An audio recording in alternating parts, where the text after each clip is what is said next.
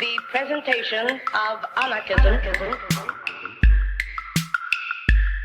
as social philosophy which aims at the emancipation, economic, social, political, and spiritual of the human race. The emancipation. Anarchist Essays is brought to you by Loughborough University's Anarchism Research Group. For more information on the ARG, see the link in the show notes or follow us on Twitter at ARGLBORO.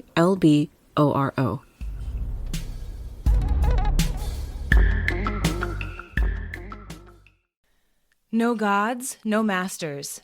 Practicing Freedom Through Anarchist Civics by Alexandria Hollett. This essay is about anarchism and civic education in elementary and secondary settings in the so-called United States.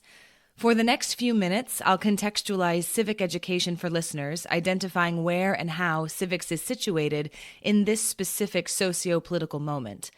I then segue into describing what I am calling an anarchist civics, a civics that stresses direct democracy, direct action, and mutual aid as helpful approaches to learning about and doing social action in the classroom. I conclude by noting that anarchism is in direct contradiction to the national project of schooling that civics itself is implicated in and by, and that's a tension I will try to tease out, but I'm not going to lie, probably won't fully resolve in just 20 minutes. But let's get into it anyway. In recent years, there has been a significant increase in public scrutiny on what students are learning in civics classrooms, and people on all sides of the political spectrum often point to a lack of civic education to explain why certain things they don't like or don't want to happen are in fact happening, so they want more civics. In the introduction to the volume that my essay is situated in, editors Elizabeth Washington and Keith Barton offer three counterpoints to these prevailing calls for more civics. They argue that civics actually enjoys a somewhat privileged position in K-12 curricula, and I can share from my experience as an educator and then a teacher educator that of all the social sciences, civics is often the discipline that garners the most attention. Washington and Barton also critique the belief that teaching students about the Constitution, which is the common approach to civic education in high school particularly, will lead students to, quote, embrace democratic life. They note that this argument is directly contradicted by the numerous highly educated politicians, jurists, and constitutional scholars making their dubious names by, quote, advancing anti-democratic legislative and judicial efforts. In fact, it is precisely their knowledge of the Constitution, not their ignorance of it, that allows them to enact so much state-sanctioned oppression. And finally, Washington and Barton call into question the U.S. Constitution itself, noting that it is a deeply flawed document, or as I might put it, that it sucks. It is not good. It was written to cement any number of economic oppressions and racial injustices, among other pretty bad shit. But, as I argue in my chapter, it is not just this core document itself, nor is it a focus on teaching the Constitution that is the problem with civics. Rather, the fatal flaw of civic education is that the entire discipline takes the nation-state itself for granted, teaching youth three dangerous, mutually reinforcing ideas. One, that the modern conception of the nation-state is incontestable. Two, that of the particular types of nation-states that exist, democracies are the most desirable. And three, that among these, the so-called United States is the best. But I would imagine that many listeners, both within and outside of the imperial core, are keenly aware that even the most generous genealogy of the so-called United States reveals a history soaked in blood. And we are living right now in a time characterized by income inequality, the devastation of land and water, the existential and unprecedented threat of climate catastrophe, and brutalities at home and abroad that are both breathtaking in cruelty and staggering in scope. And instead of taking seriously the charge that these harms are carried out with no apology by the so-called United States, that actually these harms are enshrined in our legal systems and our constitutional processes, that these harms are enacted through our proxies and our democratic institutions, including schools, People are clutching their pearls about the fact that youth trust in American democracy is tanking. And instead of maybe doing some reflecting on why that might be the case, conservative and liberal approaches to civic education double down on promoting national mythologies, glossing over national atrocities, and indoctrinating students into developing affinity for the nation state, often as an entity they should love and want to protect like it's a family member. And these approaches, again, liberal and conservative alike, position voting and other state-sanctioned constitutional processes like signing petitions or writing to legislators as the singular tactics for social change, thereby denying students the opportunity to learn about and definitely not engage in liberatory activisms.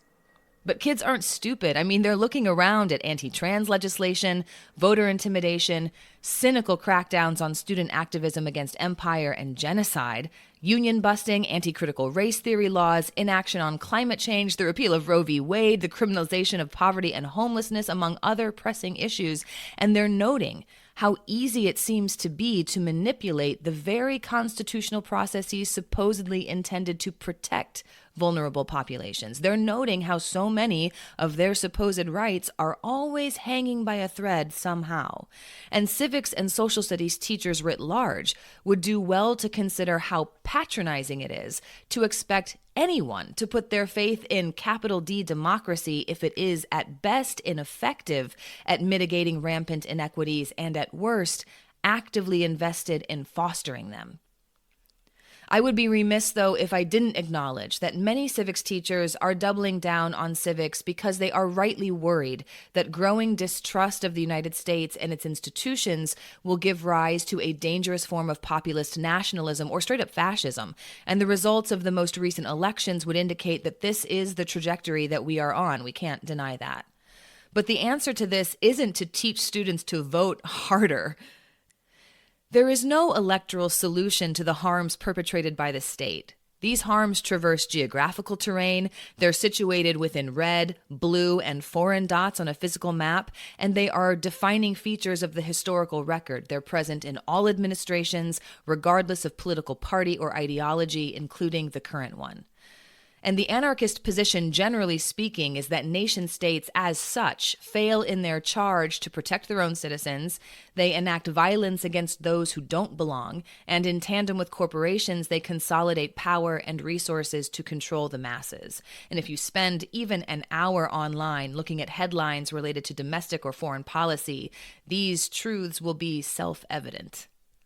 In light of this, we need an anarchist approach to civics, where schools and classrooms become critical sites where justice can be done, where the school, however it's demarcated or defined, becomes a prefigurative and generative space within which to form an anarchist society, even just temporarily. And anarchist civics will therefore not only include considerations of content or what students are learning, but will also be spaces where students do anarchism. And it is this latter point about doing anarchism that I will dedicate the rest of our time to. I propose direct democracy, direct action, and mutual aid as three methods of acting anarchistically within the classroom. I flesh these approaches out in more detail in my original essay, but I'll offer brief overviews of each here, starting with direct democracy, which is really similar to Walter Parker's widely accepted notion of deliberation within K-12 spaces, and therefore may find easier purchase with teachers than direct action or mutual aid. Direct democracy is exactly what it sounds like. People communicate and they make decisions without relying on elected representatives or authority figures as proxies. In a classroom, direct democracy is often difficult to implement because of the inherent hierarchical nature between teachers and students, but you can do direct democracy with youth. And you can do this across a wide spectrum. You can ask students to make decisions about what they want to do during their free time. You can ask them to give you input on what should be included in the curriculum. You can ask students to decide how to resolve conflicts when they arise, and much, much more besides. In my experience, students are eager to have a say in their own education, and being treated like their perspectives and voices matter, because of course they do, not only lends itself to a more cohesive classroom community, but also allows for more intellectual engagement as well. In line with the concept of direct democracy, where people make decisions about their own lives, direct action similarly mandates an unmediated approach to advocacy and activism.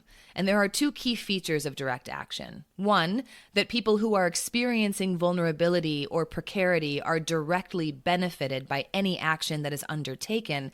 And two, from an anarchist vantage point, that the action taken to redress harm is aligned with the solution that we desire. And this is what Zoe Baker rightly describes in her comprehensive analysis of anarchist organizing in Europe and the United States when she argues that anarchist ends are anarchist means. In other words, what we envision as the outcome of our organizing will be the means, what some people call the strategy, that we use to get there. Let's say, for example, that some books in our state or school district have been banned because they feature queer characters. But we want to live in a world where queer people are valued, and people generally can read the books they choose, and the state can't dictate what people do and don't have access to, including students. A constitutional process would be to try to get a law passed or changed to protect access to, quote, diverse texts. Now, I know that I criticized constitutional processes earlier, and I do want to remain critical of those things, but I don't want to throw that idea completely out of the question, because perhaps that will be part of a larger strategy to win a specific reform. But when we talk about direct action, an example of this would be for students to bring banned books to school, share them with each other, and have a collective read-in. So the future that we want, which is access to, in this case, queer literature, is brought to life immediately and materially in the present by the strategy that we have chosen to enact. And this is an example of how anarchist praxis occurs at the intersection of utopia and pragmatism. We identify the world that should exist, and then through our actions, seek to make it so. The final piece of this first articulation of anarchist civics is mutual aid, where we practice solidarity by helping people survive the harsh conditions of their lives without relying on authority or the government to mediate survival. And we seek to transform the social and political conditions that neglect and oppress so many in our society simultaneously. In other words, we try to save people's lives by feeding them or clothing them or housing them, while seeking to solve the reasons why people need so much life-saving in the first place. I mean, people who practice mutual aid argue that it is the state itself, of course, that dictates the unjust conditions in which people are forced to live, thereby necessitating mutual aid in the first place. If we were to practice mutual aid in the classroom, students might decide to address food insecurity in their community through this lens. And if they did, they wouldn't collect cans and give them to a teacher or a principal to then take to a food bank that may or may not be accessible or fully open to all members of the community. Instead, students might devise a sustainable, ongoing means of making meals and distributing them in areas that are food deserts, have high unemployment rates, or are home to a large population of unhoused neighbors, with no barriers or rules related to who can receive support and when. Importantly, students would be engaged in determining and seeking to resolve why food insecurity in their community even occurs. And of course, instead of existing in authority over those in need of support, students practicing mutual aid would experience horizontal associations where reciprocity and solidarity are central to the enacted intervention. In other words, they would be forming meaningful relationships with the people that they are engaging with. Mutual aid may sound simple to do, but it has become increasingly criminalized, and there are ordinances against feeding unhoused neighbors in cities across the country. Using public property and sometimes even private spaces to help community members survive has become illegal if the proper permit isn't obtained. And then even if it is, there are often restrictive policies in place that significantly limit the aid someone is able to provide, regardless of their own wishes. This isn't a new phenomenon. I mean, since its inception, the U.S. government has put forth significant effort to sanction, criminalize, and target those who help other people live. Most often, these efforts have been centered on not just limiting, but eliminating the mutual aid networks of Black, Brown, and Indigenous peoples, of which the Underground Railroad, the Black Panther Party's Free Breakfast for School Children program, and the Young Lords' takeover of Lincoln Hospital in the South Bronx, all of which were deemed criminal enterprises by the state, are but a few notable examples. Despite these risks, however, mutual aid remains a really hopeful approach to anarchist civics, one that prefigures a world where vulnerable community members are safe, are cared for, and supported through decentralized and anti-authoritarian methods as we seek to solve the root causes of vulnerability. One critique that I often hear is that you can't do anarchism in un-anarchist spaces, but this is just not true. There are entire anarchist tendencies like especifismo or platformism that directly situate anarchism within neighborhoods, within workplaces and schools, regardless of the political orientations or ideologies of those spaces. And from autonomous zones within nation states to the organic voluntary associations that people make to meet individual and community needs, anarchist modes of relating to each other are and have always been all around us. And these often smaller, more accessible considerations of anarchism can be incorporated into any space or existing structure. One thing is true, though. If civic education remains uncritically linked to the nation state, it will continue to be an oppressive weapon in the state's arsenal. But the state has not always been indisputable, nor its institutions irrefutable. And all around the globe, people are engaging in revolutionary world building outside the purview of and sometimes in direct opposition to the state. And students deserve to learn about these struggles, and they also deserve to become revolutionary protagonists themselves. Of course, teachers who include, let alone promote anarchism, may be punished for their efforts, and students who engage in anything beyond the most palatable aspects of anarchism may similarly be subject to increased surveillance, scrutiny, and punishment.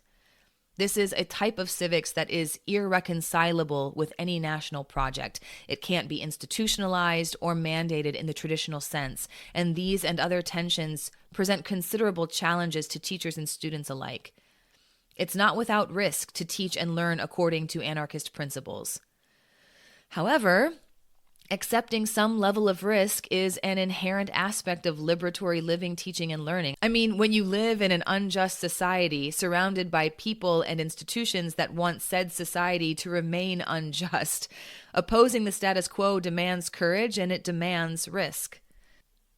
There are, of course, ways to subvert systems and protect ourselves to every extent possible at the same time, but these measures are often locally situated and bound up in the quality of relationships that exist between people.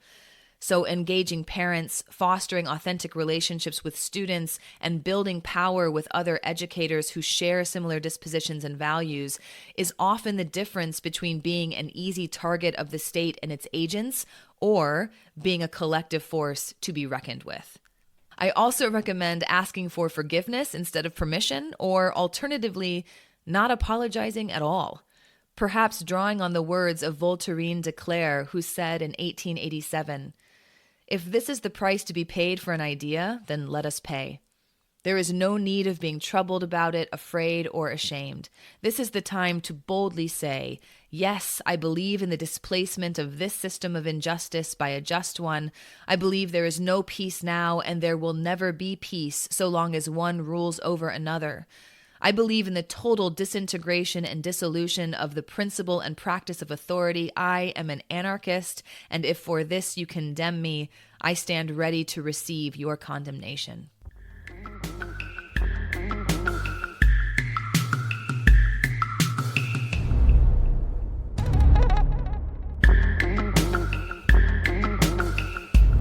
Thank you for listening. To help others find anarchist essays, please rate and review us wherever you find your podcasts. And if you're interested in anarchist ideas, why not check out the journal Anarchist Studies? For over 20 years, Anarchist Studies has been publishing original research on the history, theory, and practice of anarchism. For more information, visit www.lwbooks.co.uk/anarchist-studies.